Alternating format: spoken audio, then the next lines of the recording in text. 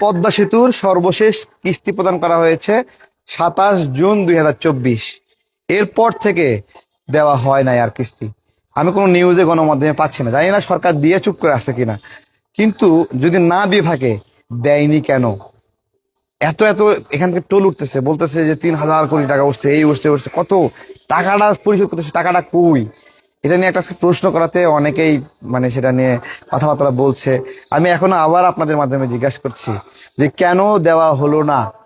এটা তো এইখান থেকে টোল থেকে তো আদায় হয়েছে, তাহলে টাকাটা পরিশোধ কেন করলেন না? কেন ঋণগ্রস্ত অবস্থায় রাখলেন? ঠিক আছে, এর পাশাপাশি আরেকটা প্রশ্ন মাঝে মাঝে করছে, আজকে আবার করতেছে, এর সাথে প্রাসঙ্গিক। 100 কোটি টাকা বিদেশি অনুদান আসছিল বন্যার সময়। এই টাকাটা বন্যা কবলিত মানুষগুলো পাইলো না কেন? তাদের মনে তো রাগ ক্ষোভ, টাকা রেখে দিয়ে কি করতে চায়?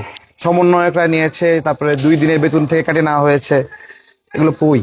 এগুলো এখন আবার উপদেষ্টারা বলতেছে তারা কূটনৈতিক পাসপোর্ট ত্যাগ কইরা সঙ্গে সাধারণ পাসপোর্ট নিচ্ছে, বিদেশে ভিসার আবেদন করতেছে। তো এগুলো আসলে অন্তত অন্তত একটা বছর এই উপদেষ্টাদের জন্য দেশ ছাড়তে না পারে, এই ব্যবস্থা করা উচিত। হিসাব নিতে হবে না?